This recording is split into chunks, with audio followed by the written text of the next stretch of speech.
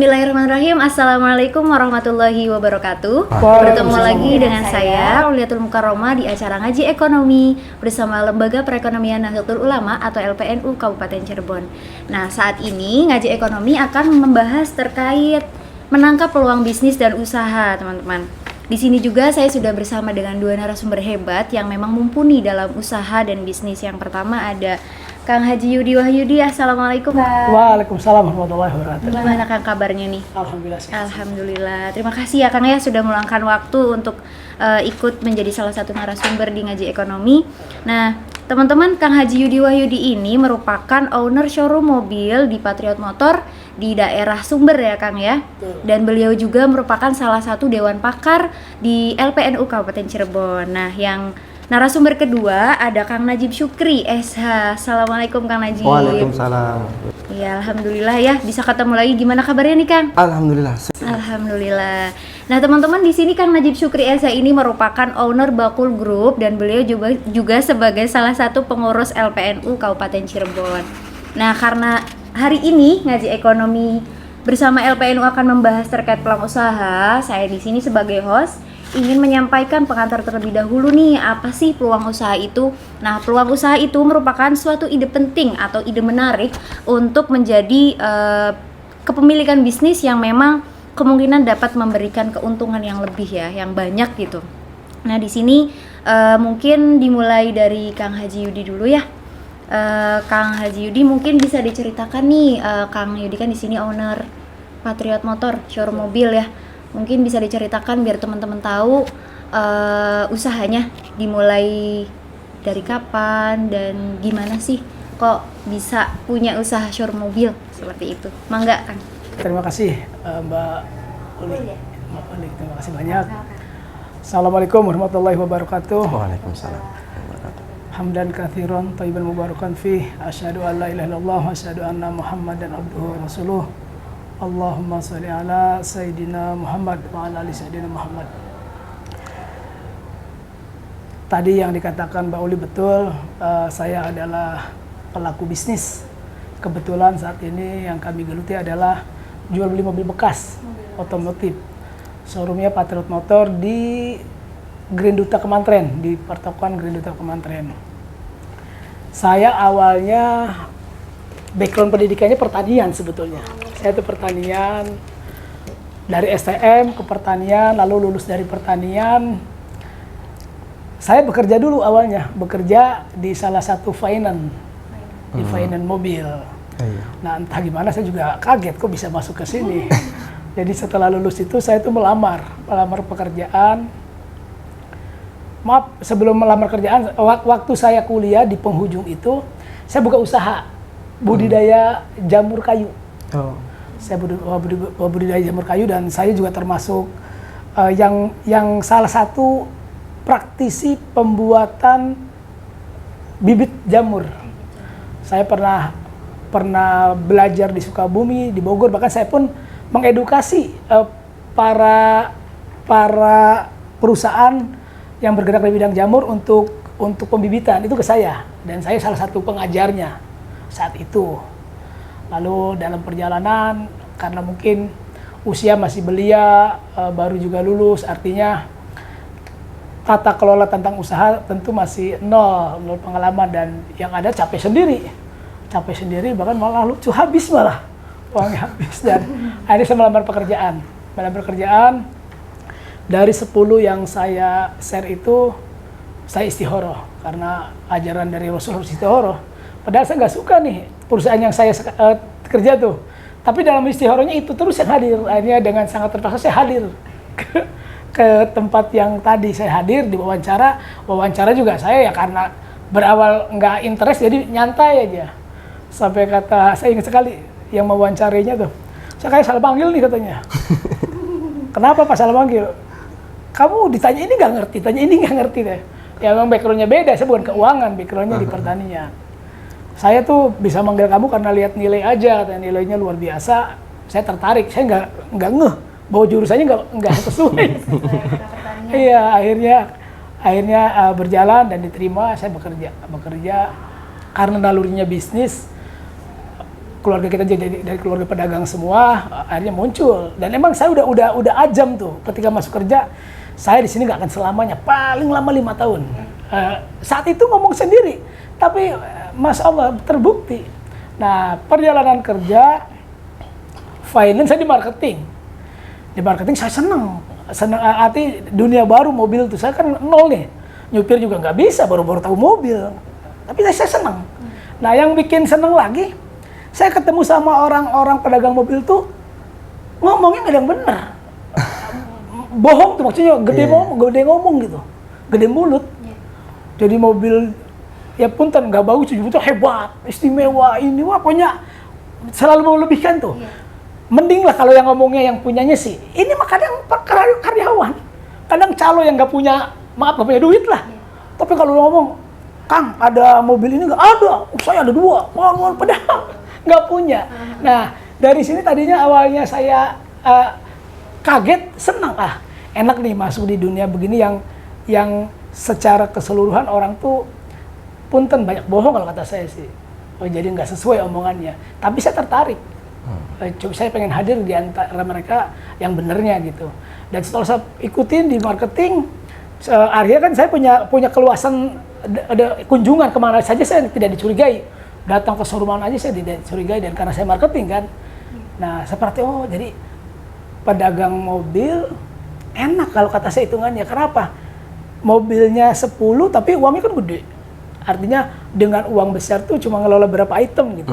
Nah pikiran saya sederhana ngawasinya dibandingkan punten misalnya kita dagang sembako nih uang 1 miliar kan berapa item tuh ya. Kamu juga banyak sekali item, nggak hafal. Atau dagang spare part. Nah saya pikir mobil tuh paling enak gitu, nikmat. Dan saya perhatikan pemain mobil di Cirebon khususnya itu mereka berawal dari usaha yang lain dulu. Jadi usaha yang lain, setelah dia punya duit lalu dia terjun dunia otomotif. Karena merasa nyaman atau merasa lebih simpel dan lain sebagainya. Nah dari bekerja itu saya akhirnya mempelajari tentang mobil, ya tentang jenis dan lain sebagainya, dan insting saya kuat saat itu. Jadi di tahun kedua saya udah dagang tuh. Jadi tahun kedua saya udah bisa beli mobil. Bahkan sekedar cerita nih, yang pertama kali saya caloin, yang saya mediasi beli mobil adalah Bapak Haji Anwar Asmali, pemilik Rumah Sakit Tiara dulunya. Jadi dulu beliau lulus dari resign dari pegawai negeri, dia usaha tebu, lalu dia beli mobil. Kebetulan kreditnya saya yang ngurus, selesai sehari, dia merasa senang. Nah begitu mau ganti dia hubungi saya, Mas Yudi, saya mau ganti mobil katanya. Oh ya Pak Haji, nyari apa Pak Haji? Nyari sedan katanya. Bagus sekali baju ya saya seperti kalau ngomong ya. Akhirnya Pak Yudi ada di mana? Saya ada di kantor. Kesini jemput saya katanya. Akhirnya ketemuan tuh, saya bawa ke showroom yang ada mobil yang tadi saya maksud. Saya cerita kan sama showroomnya, Pak saya bawa konsumen nih. Ayo Mas Yudi silakan katanya. Pak Haji mobilnya kakinya empuk Terus Mas Yudi coba yuk, ayo. Begitu coba, Mas Yudi yang bawa. Jangan Pak, saya nggak bisa bawa. Loh tadi katanya mesinnya empuk, kakinya empuk, mesinnya bagus. Kata orang-orang Pak. Ayo Pak Haji Anwar ketawa. Wah kamu tuh belum bisa nyupir tapi ngomongnya berlebihan ya. Maklum Pak Haji marketing ya. Akhirnya saya izin sama yang punya showroom dicoba. Setelah dicoba, gimana Pak Haji? Ya sudah nggak apa-apa, kata dibeli katanya. Jadi tuh akhirnya saya proses. Saya juga bukan jiwa calo kan. Saya nggak nanya sama pihak showroom saya dapat berapa, saya peluang aja jalan aja alami. Pas selesai saya kasih uang, diamplopin, nilainya 750.000. Saya senangnya minta ampun. Karena saat itu pada tahun itu. Tahun 2000, 750.000 tuh ya handphone tuh segitu. Kan dulu handphone kan barang mahal, kita pakainya pager dulu tuh. Nah akhirnya saya bisa beli handphone tuh. Nah berawal dari itu semakin menguat. Oh saya insya Allah mampu nih di dunia ini. Iya. Nah akhirnya saya belajar cara melihat mobil dan lain sebagainya. Dan alhamdulillah pada tahun kedua saya sudah membeli sendiri. Lalu berjalanlah seperti ini. Dan saya resign kerja posisi di puncak karir. Saya tahun kedua menjadi supervisor, tahun keempat jadi kepala cabang.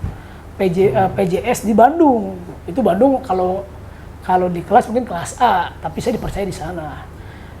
Sebetulnya enak kerja juga ya, artinya gaji lumayan, kendaraan dapat, semua serba dijamin. Tapi kembali, naluri saya emang suka dagang. Dan bukan hanya itu, saya melihatnya dari belajar agama, Rasul itu berdagang. Rasul itu berdagang dan saya berkeyakinan ini yang terbaik ini. Dan kalau kita mau lihat dari kacamata kehidupan Rasul, dari 4 khulafaur Rasyidin, 3 saudagar, pengusaha. 1 tidak, Sayyidina Ali kan bekerja, yang alimnya. Tapi yang 3, Sayyidina Abu Bakar, Sayyidina Umar, Sayyidina Utsman itu saudagar, orang-orang kaya berdagang. Nah saya mengacu dari situ, emang saya berniat sekali untuk berdagang. Lalu tahun keempat, kelima, resign saya. Resign, posisi pindah di Bandung sebentar, saya izin keluar tidak diizinkan, kabur saya. Kabur, nggak balik lagi dan sampai sekarang alhamdulillah. Baik, Kang Haji Yudi, berarti usahanya kalau bisa dihitung dari tahun berapa berarti? Udah berapa lama? Sejak 2001 lah. Iya, sejak 2001. Menarik sekali ya teman-teman. Jadi Kang Yudi ini memang latar belakangnya dari pertanian ya? Iya, sebetulnya pertanian. Tapi jadi ke permobilan. Betul. Namun pertaniannya saya ngambilnya agribisnis. Iya, jadi agribisnis. Iya, agribisnis itu satu ilmu pertanian yang mengelola nilai hasil pertanian itu punya nilai lebih gitu. Nah, jadi saya lagi kerja di finance juga nggak salah. Artinya kami kan analisa nih, marketing sekaligus analisa kredit. Nah, kebetulan di Cirebon kan banyaknya juga ya pedagang yang petani kan, jadi saya masuk sih sebetulnya. Namun ilmu mobil ini bagi saya ilmu baru. Dan yang lebih saya kenapa ambil langkah ini, karena tadi di tengah-tengah ini banyak orang bohong yang ini tidak terjaga. Iya, itu mungkin marketing yang ada di dealernya gitu kan. Dan melihatnya keumuman, melihatnya ya. Hingga hari ini. Teman-teman saya lihat begitu. Jadi keumuman. Baik. Terima kasih Kang Yudi sudah menceritakan awal mula usahanya ya. Mungkin dari Kang Najib juga bisa diceritakan gimana nih awal mulanya terbentuknya Bakul Group dan apa aja nih yang dijual ya. Kalau Kang Yudi kan tadi tentang mobil second ya Kang ya. Iya. Mangga Kang Najib bisa diceritakan juga. Ya. Oke. Sebelumnya terima kasih Mbak Ulia ya. Oke. Jadi flashback ke belakang itu kalau saya Kang Yudi dulu kuliahnya di hukum. Hukum di UIN Jogja. Dan dari dulu juga emang karena basic keluarga juga sama, basicnya di bisnis. Sama dari dulu juga ya jualan kecil-kecilan. Ya sama basicnya di online juga, basisnya di online juga. Cuma dulu sering gagalnya gitu. Sering gagalnya dari semester awal sampai semester akhir ya stagnan, nggak berkembang. Kemudian akhirnya berpikir 1 tahun kita rehat dulu. Cuma kalau kata orang-orang kan 1 tahun untuk evaluasi nih. Kita kira-kira apa yang salah, misalkan ada pintu kok nggak didobrak, nggak kebuka-buka nih. Apakah cara bukanya kita salah atau apa salah? Jadi selama setahun kita evaluasi sambil belajar, kita ke Lombok gitu. Ada program di Lombok. Nah setelah itu pulang dari sana 2020 itu ngepasin sama corona. Jadi pulang dari Lombok tuh sudah pengen tuh, saya pengen bisnis nih, tapi tetap di online, Pas nyampe rumah, dilalanya semesta mendukung Mbak Haji. Maksudnya saya punya beberapa teman yang produksi kerudung. Jadi punya beberapa teman yang produksi kerudung dan metode mereka untuk memasarkan tuh masih sama. Jadi mereka produksi, jual di pasar Tegal Gubuk.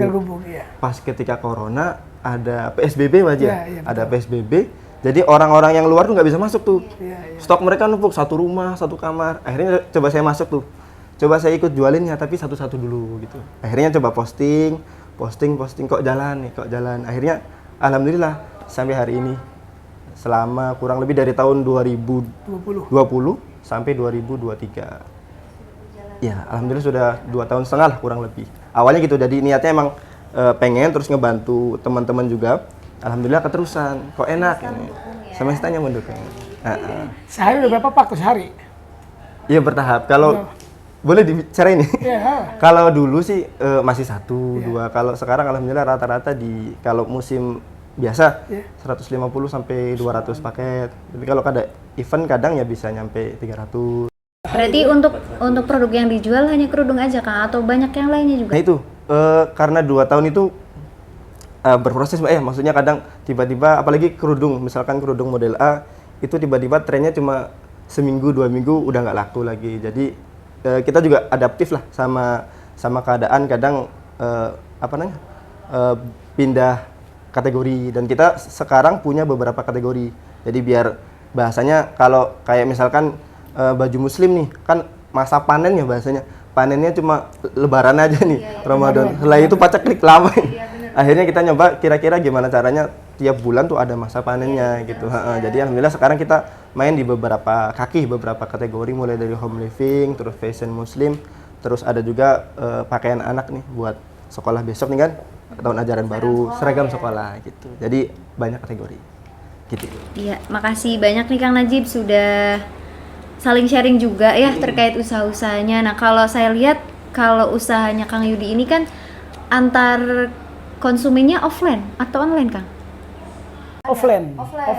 Ya. Berarti kan di sini teman-teman bisa kita lihat juga ya, kalau dari usahanya Kang Yudi dan Kang Najib itu ada perbedaan sendiri nih. Kalau Kang Najib online, kalau Kang Yudi offline gitu. Jadi memang beda.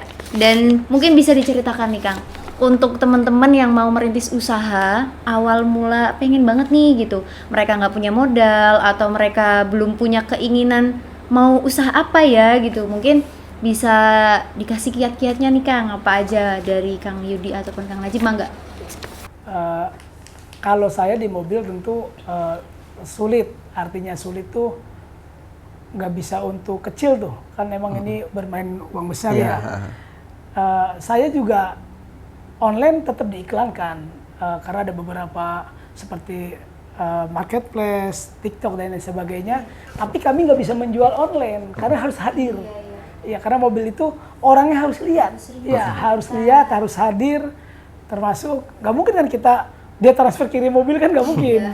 Jadi berbeda dengan yang Kang Najib tadi, kerudung mungkin dengan digambarkan profilnya lengkap, harganya masuk, dia bisa percaya transfer dulu barang baru dikirim ya.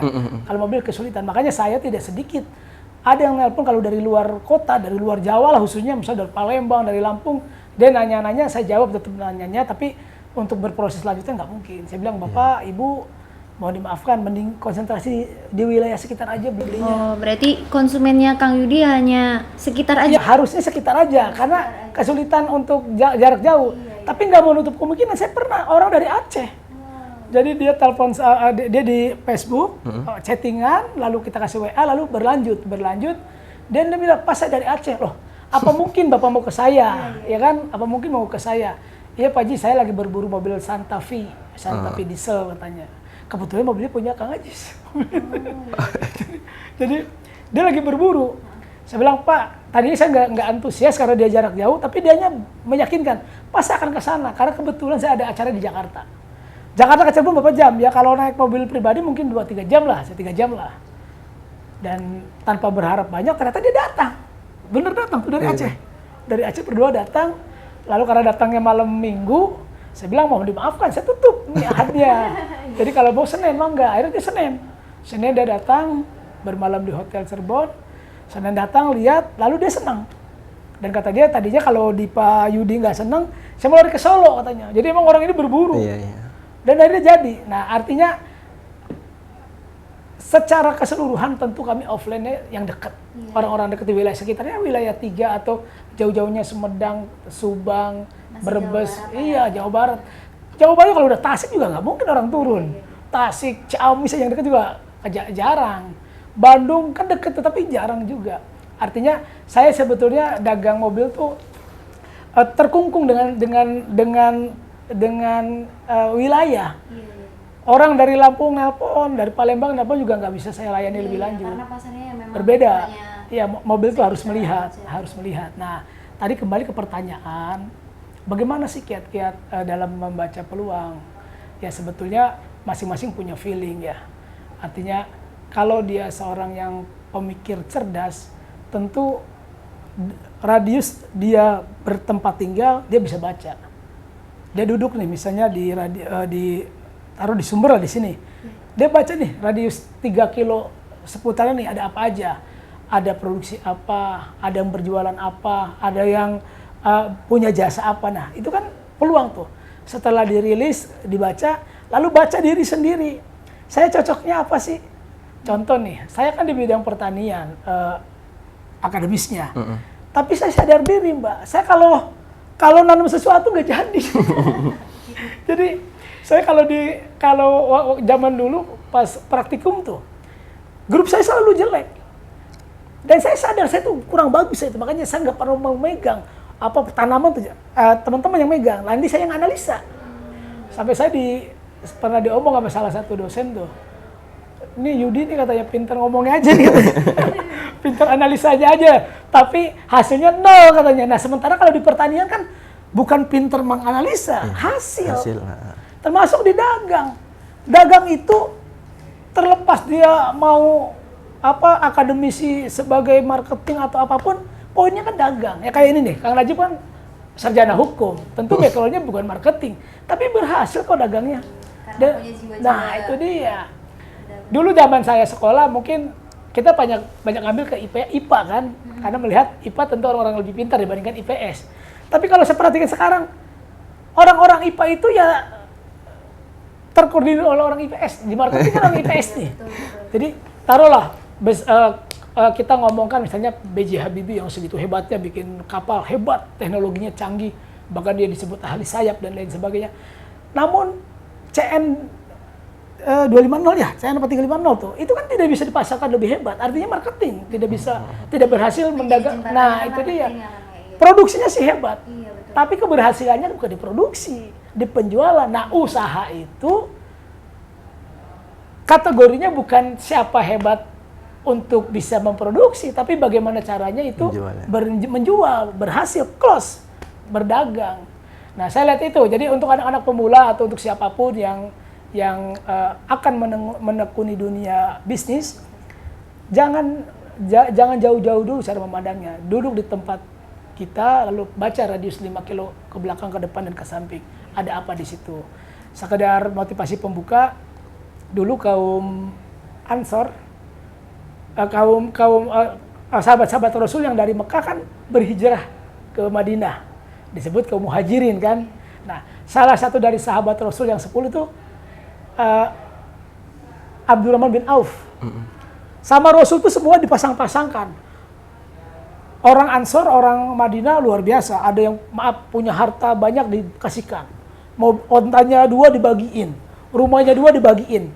Disambung-sambungkan jadi saudara sama kaum muhajirin. Nah, bahkan yang istrinya lebih dari 1, dia kasihin juga kadang ke yang jadi saudara. Saking mengikuti anjuran Rasul untuk menjadi saudara. Nah, yang menarik, Sayyidina Abdurrahman bin Auf begitu disaudarakan dengan, saya nggak hafal namanya ya, disaudarakan. Sayyidina Abdurrahman bin Auf itu diberi harta tuh nggak mau, diberi harta fasilitas, unta, rumah tuh nggak mau, jangan. Tunjukkan saya pasar, bahasanya tuh. Akhirnya satu hari ditunjukkan, yuk datang, nih pasarnya ini.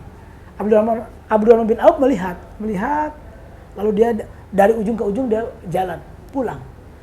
Terus bagaimana? Udah biarkan saja, saya yang penting udah tahu pasar. Hari kedua dia datang lagi. Tadi observasi, melihat lokasi, lalu dia melihat isinya. Hari kedua dia eksekusi. Dia beli. Diceritakan karpet lah. Dia beli karpet, 1 dirham misalnya. Beli 1 karpet, dia bawa.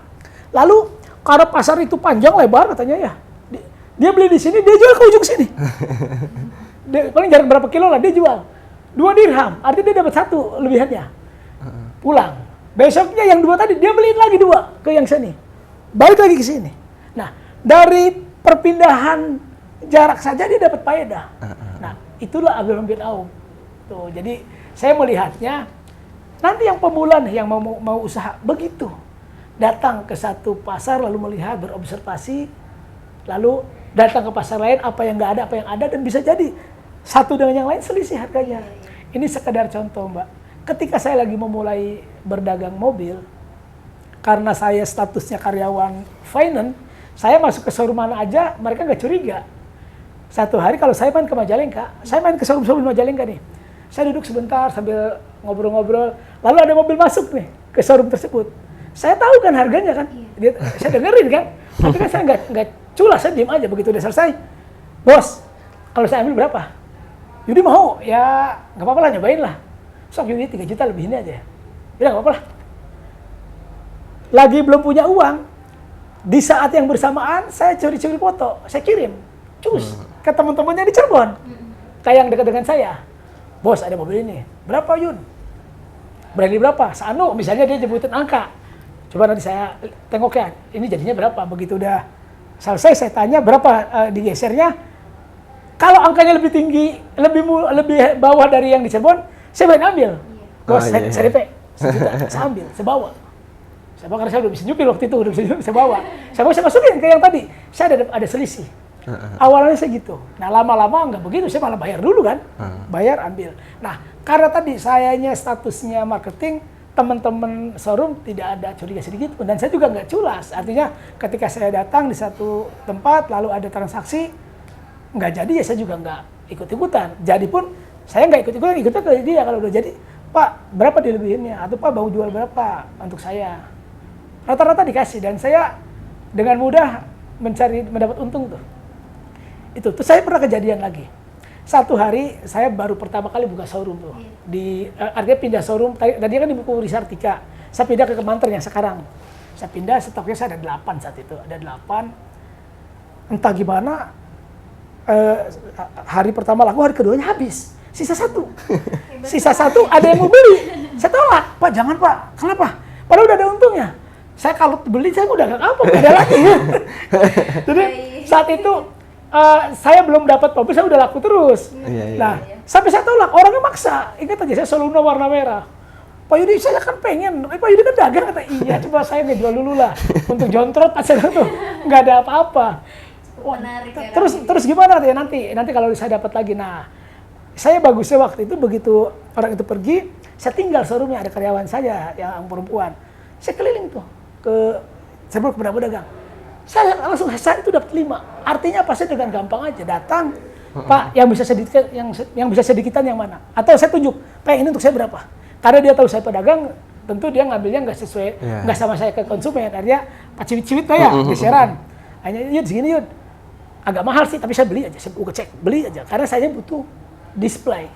Nah, artinya Mbak Ulfa, artinya tuh ketika mau berdagang, kita juga nggak mesti harus memproduksi sesuatu, tapi membeli lagi, apalagi zaman sekarang di media sosial yang Kang Mujib lakukan, kan ada beberapa pedagang untuk grosir, untuk eceran. Nah, dari itu aja udah selisih. Nah, tinggal bicara mau. Lalu kalau sudah mau, nanti yang menjadi alasan untuk bisnis adalah jujur. Nggak kena semua, jadi nggak ada alasan kalau katanya, Pak, saya tahu ilmu itu, tapi kan saya nggak punya modal, saya nggak ada yang modalin, nggak ada yang, nah, perlu jujur. Udah jujur, yang keduanya adalah komunikatif, kemampuan berbicara. Ada nih, orangnya pinter, jujur, menang, nggak bisa ngomong kan bingung. Kita tahu nih, kita Agnia nih, kalau dia datang menawarkan satu kerjasama, kita pasti mau karena dia jujur. Tapi dia datang nggak bisa ngomong, kan juga bingung. Iki ngomong apa ini orangnya? Tapi kalau orang pandai membicarakan, membaca konsep, terus dianya juga jujur, yakin siapapun yang didatangi oleh dia akan ikut. Jadi sekali lagi, saya melihatnya alas haknya adalah satu jujur, yang keduanya komunikatif. Kemampuan untuk berbicara, kemampuan komunikasi, dan kemampuan untuk menggambarkan sesuatu.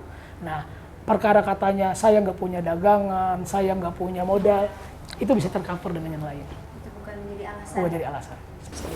Oke, terima kasih Kang Haji Yudi. Mungkin bisa dilanjut untuk Kang Najib. Dengan pertanyaan yang sama ya? Iya. Apa pertanyaan tadi? Apa nih kiat untuk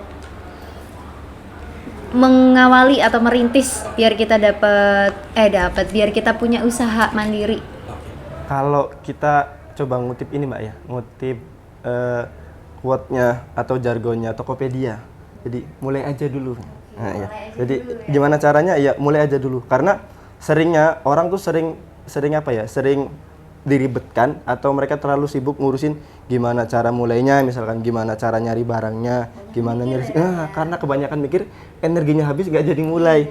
Iya, jadi menurutku mulai aja dulu, kayak ibaratnya kita main catur Mbak. kita kan nggak bisa langsung steering, nggak bisa langsung jalan nih. Peluncur nggak bisa langsung jalan. Jadi pion-pion dulu. Nah, ketika kita sudah mulai jalan, nanti insya Allah jalan yang lain kebuka. Nah, kalau kita di online, khususnya saya di online, zaman sekarang tuh banyak banget peluang-peluang yang kita bisa menghasilkan dari online, bahkan tanpa modal. Maksudnya tanpa modal dana ya, tapi modal lainnya tetap modal niat, modal usaha segala macam. Kayak sekarang yang terbaru misalkan di TikTok tuh, kita banyak sekali orang-orang yang nggak punya barang, itu bisa omsetnya miliaran Baji. Nggak punya barang, kan nggak masuk akal ya kalau kita. Jadi makanya sekarang peluang tuh semakin terbuka, jadi kita terus update ilmunya dan menurutku yang paling penting mulai aja dulu. Mulai aja dulu. Iya. Oke. Terima kasih Kang Najib sudah memberikan kiatnya juga nih. Kan perbedaan produknya ini kan antara konsumtif dan tidak konsumtif ya Kang ya. Karena kalau Kang Najib versinya karena online di TikTok, di marketplace kan. Kalau zaman sekarang nge-live ya Kang ya. Kalau mungkin kalau produknya Kang Yudi itu ketika di live kan mobil itu kan ya kurang maksimal juga. Jadi memang perbedaannya di sini nih teman-teman. Teman-teman mau memilih usaha seperti apa tanpa modal, tanpa produk. Benar kata Kang Najib, mulai aja dulu ya. Terus kalau boleh tahu nih Kang Yudi, kalau mobil itu karena saya juga belum terlalu paham ya tentang permobilan. Kalau produknya Kang Najib itu kan misal kerudung itu kan perempuan sering banget nih update-nya, nggak cuma kerudung, baju juga. Nah kalau mobil ini update-nya itu cepet nggak sih, atau orang-orang menilainya dari mobil yang apa namanya? Iya, atau merek atau tahun-tahun lama yang klasik-klasik atau gimana Kang? Kalau di Kang Yudi? Ini saya awalin begini. Dulu saya lagi mau mulai dagang mobil juga, saya ada kecemasan. Apa iya ada yang beli tiap hari? Ya, karena kan mobil selain harganya mahal, terus bukan barang konsumtif, nggak habis pakai gitu. Saya waktu itu berpikir begitu, apa iya ada yang beli tiap hari? Lagi mau kerja, begitu mau kerja. Nah begitu udah kerja, ternyata iya. Artinya tiap hari ada. Nah hari saya menyadari, oh populasi penduduk Bertambah juga. dengan jumlah hari kan 30-60 hari nih. Masih jauh kan banyaknya. Artinya satu hari bisa mewakili jutaan penduduk. Nah, jadi artinya peluangnya banyak. Tadinya kan saya mikirnya kan satu mobil kan nggak habis pakai. Ya kan nggak habis satu kali pakai, nggak rusak lah. Bisa lama awet gitu. Nah, berawal dari ragu ternyata kenapa setiap hari ada. Waktu zaman tahun 2000 ya. Waktu tahun 2000 itu omset satu bulan mobil bekas ya itu hampir 25 miliar. Di Cirebon dari seluruh showroom yang saya deketin itu tuh Kota Madia, Kabupaten Bulan. Kota Madia, Kabupaten 2 sama Majalengka sama Kuningan lah. Mobil bekasnya tuh itu 25-30 miliar. Yang kredit bukan yang tunai, bukan. Jadi omset kredit tuh saya membacanya itu dari seluruh finance. Begitu saya sudah keluar dari finance, saya lihat di prediksi yang tadi 30 miliar salah total. Salah total. Ternyata 30 miliar itu bisa dicapai oleh satu finance Astra Group. Satu finance. Ya artinya kan finance yang lain juga kan beromset. Iya. Jadi artinya perputaran jual beli mobil bekas saat itu yang tadi saya prediksi 30 miliar salah total itu. Bisa 5 kali lipat. Iya, nah dari situ masuk di mobil. Nah, tadi pertanyaannya tuh apa?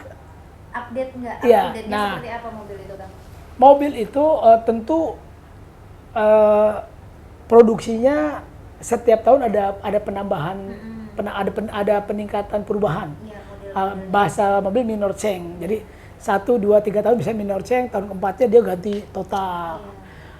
Begitu aja. Nah, itu sudah otomatis setiap ada nick baru, produk baru, tahun baru, ada minor change baru, itu orang-orang Langsung pada nyari. pada berganti, yang lamanya dijual.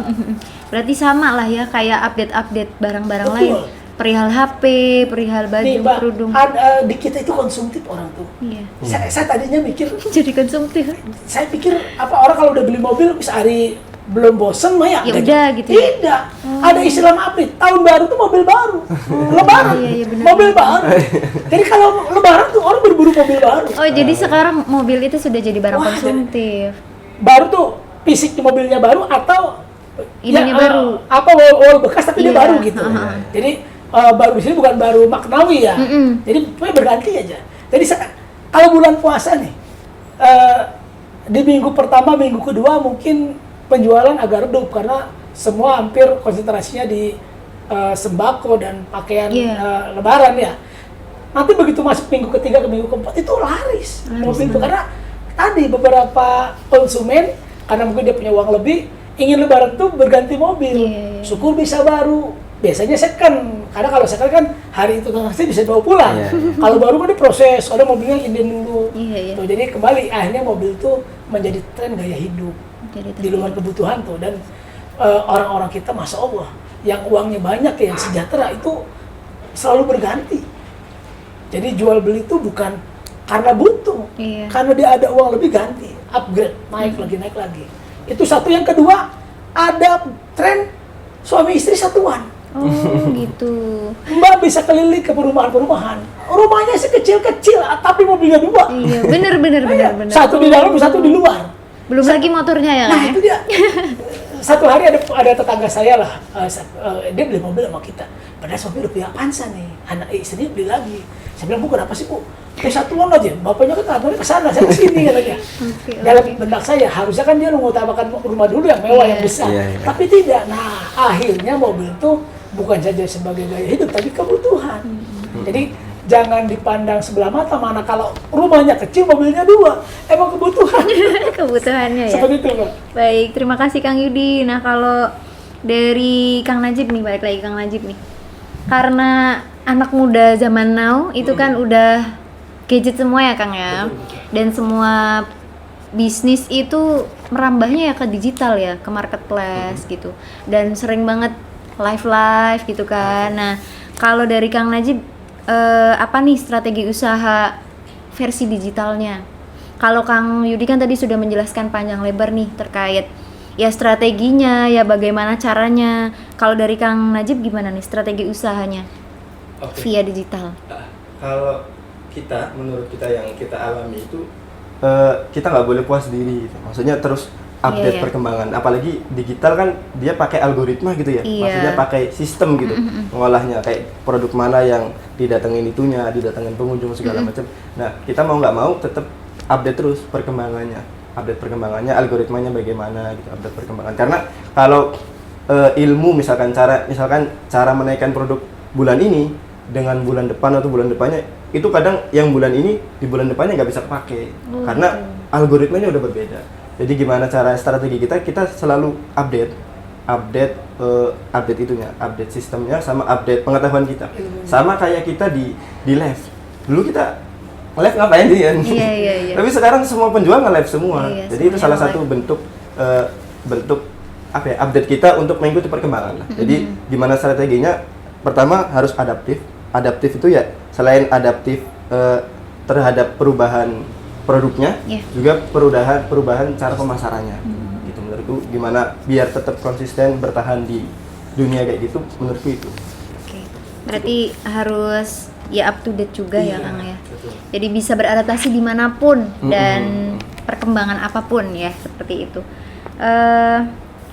Bisa saya rangkum ya teman-teman terkait tema yang kita obrolkan hari ini atau saat ini terkait peluang bisnis dan usaha.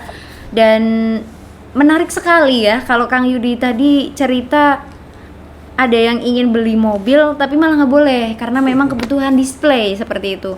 Dan Kang Najib juga tidak perlu membuka ruko, toko ya, tapi kita duduk aja, yang penting kita ngerekam, mau nge-live, terus ngupload produknya, kita udah bisa jualan.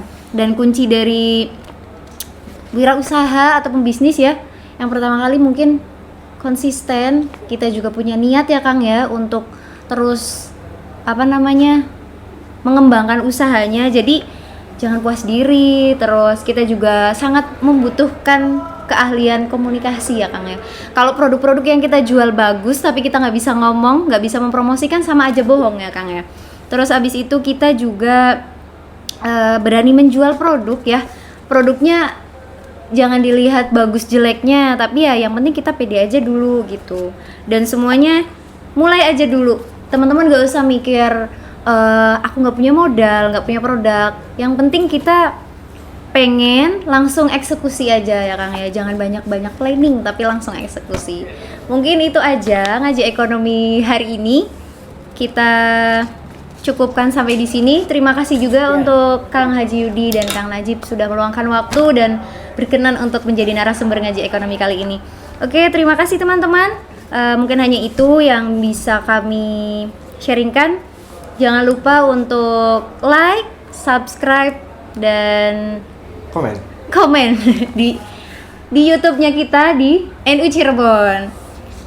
Wabillahi taufiq wal hidayah. Assalamualaikum warahmatullahi wabarakatuh.